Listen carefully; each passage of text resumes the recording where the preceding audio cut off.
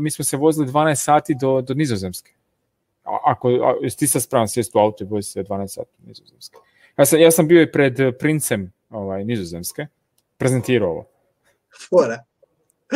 Kako te to dovelo, čovječe, da budeš pred princem od Nizozemske? Šta je bilo neko događanje, neki event, pa su oni sponzorirali? Bio je event koji se bavio sa startupima i on je bio tamo i postavljao neko određena pitanja i ja sam bio u publici, a inače sam prezentirao našu kompaniju u cijeloj priči i ja sam stao tamo i ja sam ispričao svoju priču.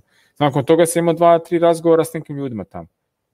Od kojih apsolutno ništa nije bilo u zadnje 3 godine, ali to je poanta cijele te priče. Čovjek kad krene pričat, mora kao prvo, ne bih rekao čak vjerovati, nego mora živjeti svoju priču.